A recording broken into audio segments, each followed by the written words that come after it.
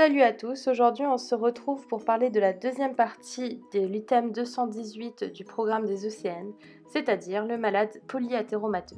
On va déjà voir la définition. Alors on dit d'un malade qu'il est polyathéromateux s'il y a une atteinte athéromateuse d'au moins 2 territoires artériels différents, symptomatiques ou non. Et c'est pour cela que le dépistage va être super important pour permettre la modification de la prise en charge du patient. Et maintenant, on va parler un petit peu de la prévalence qui va varier selon la localisation de la première lésion symptomatique. Par exemple, un patient coronarien aura 20% de chances de développer une artériopathie oblitérante des membres inférieurs, 20% d'avoir une sténose carotidienne et 20% d'avoir une sténose rénale.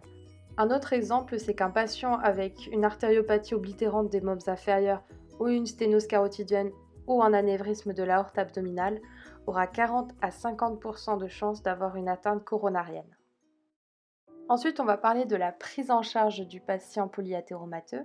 Alors tout d'abord, il y a systématiquement un bilan clinique qui est réalisé.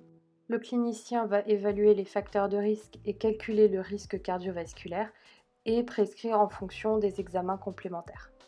Classiquement, on réalise un ECG, une mesure de l'indice de pression systolique aux membres inférieurs, et chez les hommes de plus de 65 ans, on va faire un dépistage de l'anévrisme de l'aorte abdominale. On va voir les thérapeutiques utilisées classiquement sur les malades polyathéromateux. Donc tout d'abord, on a la prise en charge des facteurs de risque modifiables, comme le tabac, la diététique, les activités physiques régulières, etc. Pour les médicaments, on va prescrire systématiquement de l'aspirine entre 75 et 325 mg par jour.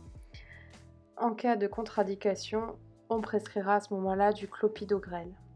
On prescrira aussi systématiquement des statines. Il est aussi recommandé de prescrire un inhibiteur de l'enzyme de conversion ou un antagoniste des récepteurs allogiontocine 2 qui permettent de diminuer le risque d'infarctus, d'AVC et de freiner l'altération de la fonction rénale.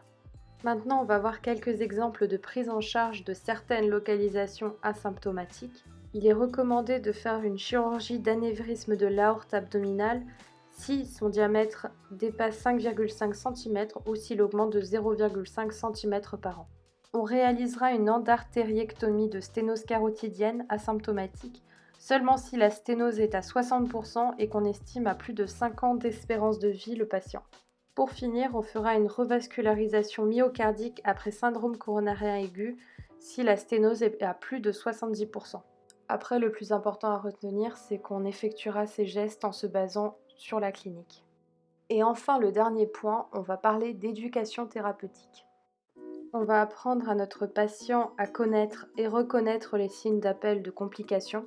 Il devra apprendre l'observance, l'efficacité et la tolérance de ces traitements et surtout respecter les objectifs hygiéno-diététiques. On rappellera aussi de faire un bilan clinique annuel afin de pouvoir observer l'évolution des différentes lésions athéromateuses. Et voilà, c'est fini. Normalement, vous savez tout sur l'athérome et le malade polyathéromateux.